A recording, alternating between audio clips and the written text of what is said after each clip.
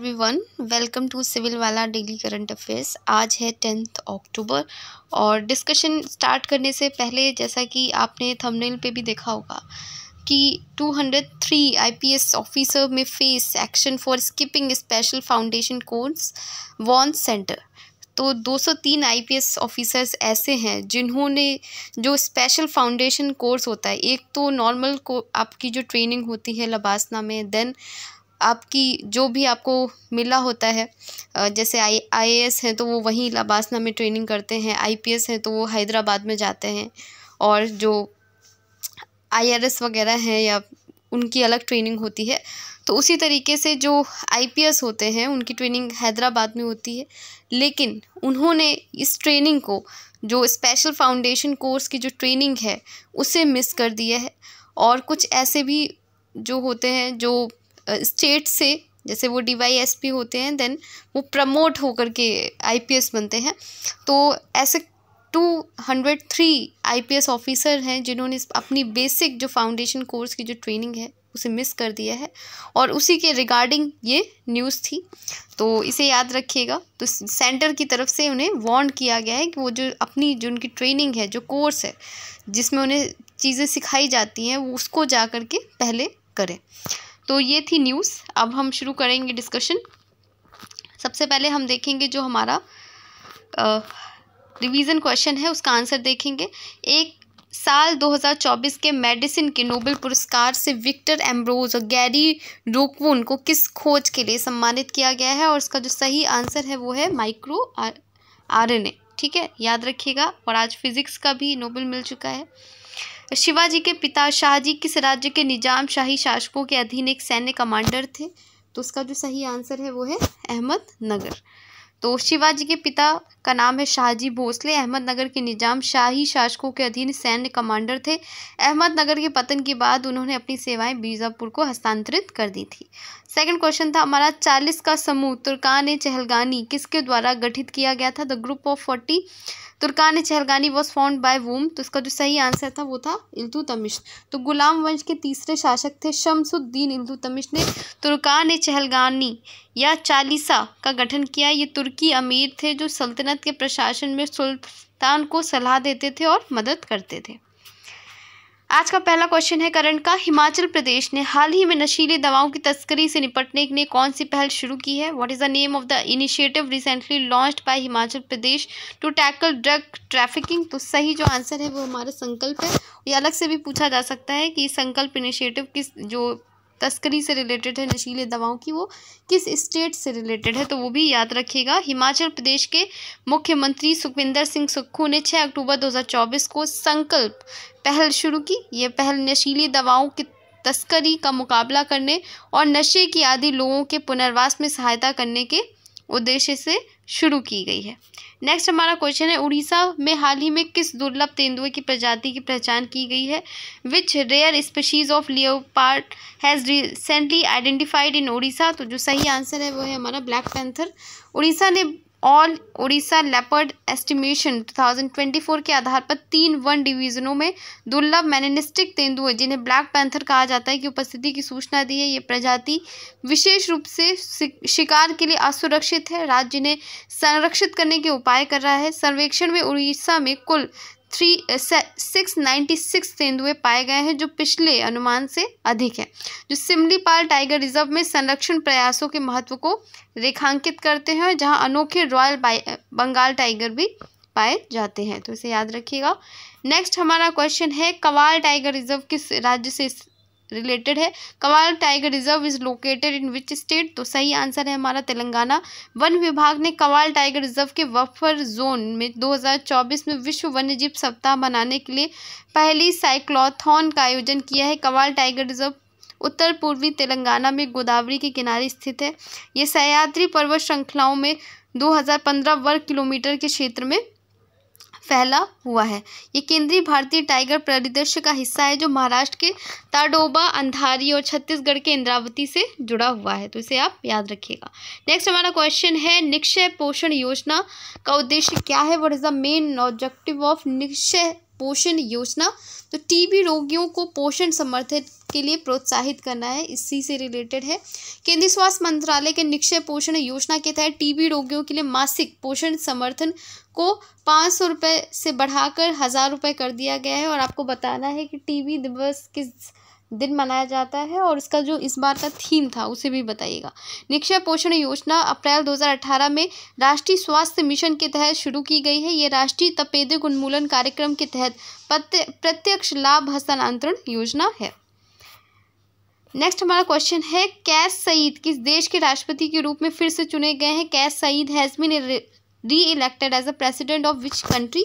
तो सही आंसर है हमारा ट्यूनीशिया। तो ट्यूनीशिया राष्ट्रपति कैस सईद को 90.7% के साथ दूसरे 5 साल के कार्यकाल के लिए फिर से चुना गया है। चुनाव परिणाम 7 अक्टूबर 2024 को ट्यूनीशिया के स्वतंत्र उच्च चुनाव प्राधिकरण द्वारा घोषित किया गया है। 6 अक्टूबर 2024 को हुए चुनाव में 28.8% की रिकॉर्ड निम्न मतदाता भागीदारी दर्ज की गई है। नेक्स्ट हमारा क्वेश्चन है, विश्व कपास दिवस किस दिन मनाया जाता है? What is which day is observed as cotton day? तो सही आंसर है हमारा 7 अक्टूबर। तो विश्व कपास दिवस हर साल 7 अक्टूबर को मनाया जाता है ताकि कपास के वैश्विक महत्व को उजागर किया जा सके। यह दिन कपास किसानों और कपास उद्योग द्वारा सामना की जाने वाली चुनौतियों, जो डिफ़िकल्टीज़ उनके सामने आती है, उसके बारे में अवेयरनेस फैलाने से रिलेटेड है। कपास का उपयोग न केवल कपड़ों में बल्कि पशु चारा, चिकित्सा आपूर्ति और खाद्य तेल में भी किया जाता है। और आपको ये डेटा याद रखना है कि भारत वैश्विक स्तर पर चीन के बाद दूसरा सबसे बड़ा जो हमारा कॉटन का प्रोड्यूसर है, तो आप ये याद रखिएगा। नेक्स्ट हमारा क्वेश्चन है, शिगेरू इशिबा को किस देश के प्रधानमंत्री के रूप में चुना गया है? तो Shigeru Ishiba has been elected as the prime minister of which country? सही आंसर है हमारा जापान। जापान के सम्राट नारुहितो द्वारा शिगेरू इशिबा को जापान का 102वां प्रधानमंत्री नियुक्त किया गया है। उन्हें जापान की संसद के निचले सदन द्वारा अनुमोदित किया गया है। 67 वर्षीय इशिबा ने राजनीतिक घोटालों के कारण इस्तीफा देने वाले फूमियो किशिदा की जगह ली है। तो ये याद रखिएगा कि इन्होंने किसको रिप्लेस किया है और इनका अभी नाम क्या है, आप याद रखिएगा। शिगेरू इशिबा है और 102वें प्रधानमंत्री हैं कहाँ के? जापान के। नेक्स्ट हमारा क्वेश्चन है, राष्ट्रीय वन्यजीव सप्ताह 2024 कब मनाया जाता है? When the is national wildlife week 2024 observed? तो इसका जो सही आंसर है वो है 2 से 8 अक्टूबर के बीच मनाया गया है राष्ट्रीय वन्यजीव सप्ताह। और इसे 1952 में भारतीय वन्यजीव बोर्ड द्वारा स्थापित किया गया था। इसका उद्देश्य वन्यजीव संरक्षण के बारे में जागरूकता बढ़ाना है। वन्यजीव सप्ताह तब से एक वार्षिक कार्यक्रम बन गया है जो संरक्षण को बढ़ावा देने और भारत की समृद्ध बायोडाइवर्सिटी को उजागर करने पर केंद्रित है। नेक्स्ट हमारा क्वेश्चन है, फतेह 2 नामक हाइपरसोनिक बैलिस्टिक मिसाइल किस देश ने विकसित की है? Which country developed the hypersonic ballistic missile name Fattah 2? तो इसका जो फतेह 2 है ये कहाँ से रिलेटेड है? ये ईरान से रिलेटेड है। ईरान ने हाल ही में 180 से अधिक बैलिस्टिक मिसाइल, जिनमें हाइपरसोनिक फतेह 2 भी शामिल है, लॉन्च की है, जो इजराइल की वायु रक्षा प्रणाली को निशाना बना रही है। फतेह 2 ईरान की पहली स्वदेशी रूप से बनाई गई हाइपरसोनिक बैलिस्टिक मिसाइल फतेह का नया संस्करण है, जिसका अर्थ फारसी में विजेता होता है। तो आपको याद रखना होगा कि फतेह 2 किससे रिलेटेड है? ये है ईरान की मिसाइल है।